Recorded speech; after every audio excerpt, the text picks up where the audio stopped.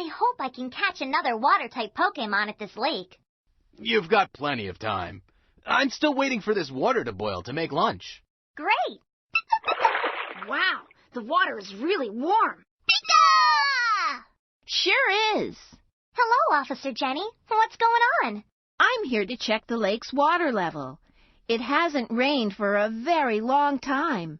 Because the area is experiencing a drought, we're all worried about the Pokemon that depend on this water. Is there anything we can do to help? Peekaboo! I'm afraid the only thing we can do is hope for some rain soon. Well, I better be on my way. Goodbye. I wish we could do something. Maybe Ciara knows a way to make it rain. It's worth a shot. Hey, Dawn, will you watch the campfire while we call Ciara? Sure. Come on, Piplup. Piplup! Hey, everyone. Hi, Ciara. We thought you might be able to help us. We're at this lake, but the water level is dropping because there's a drought in the area. But since the water level has dropped, Officer Jenny is worried about the wild Pokemon that live here. Yeah, so how do you make it rain? Actually, all that water that evaporated from the lake is making rain as we speak. Huh? Where? Well, it's more like how. Water changes into many different forms, from big oceans to tiny droplets of rain, through a natural recycling process. Brock, you ever gonna throw some pasta in the pot? Half the water is gone already. Wait, all the water boiled out? I'm gonna have to start over. The water level is down for sure. But how? The way Brock's pot lost water while boiling under the heat of the campfire is similar to how the lake lost water under the heat of the sun. Huh? See that steam rising from Brock's pot of water? Sure. That's the water evaporating, or turning into steam. That's what happens to water when it gets hot enough. It turns into vapor. But then what happens to the steam? It just disappears? Nope, it rises, where it'll eventually turn into clouds, and then rain back down. So what happened to the lake happened to the pot of boiling water? It's gonna turn into rain too? So to speak, that's what happens in the water cycle. So the water cycle is what makes the rain?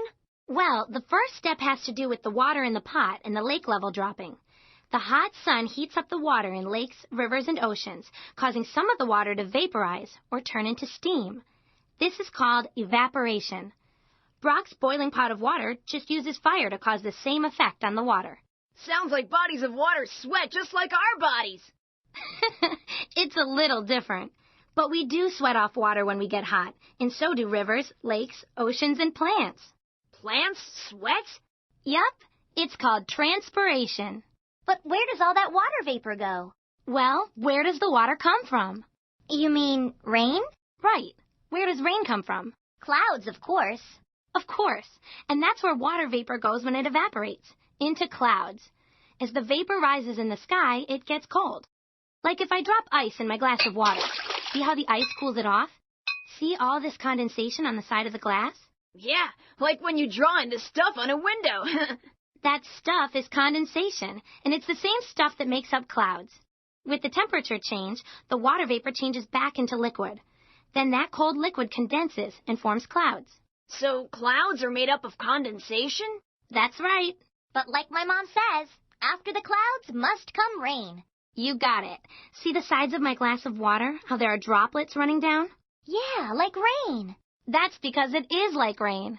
When there's so much water condensed into a cloud that it just can't hold it anymore, it has to fall back down from the sky to the ground in the form of precipitation. As rain. Or snow, or hail, or sleet. It depends on the weather.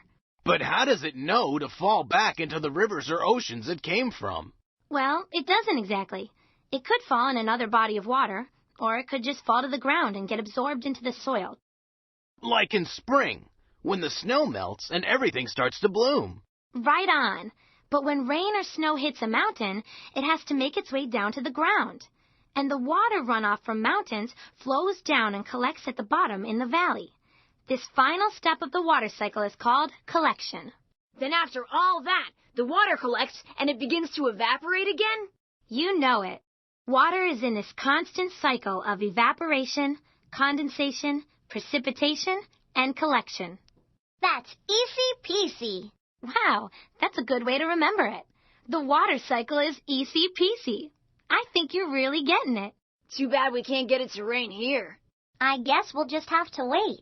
Hey, in the meantime, why don't we make it rain in my lab? How are you going to do that? With a little experiment. Want to help? Yeah!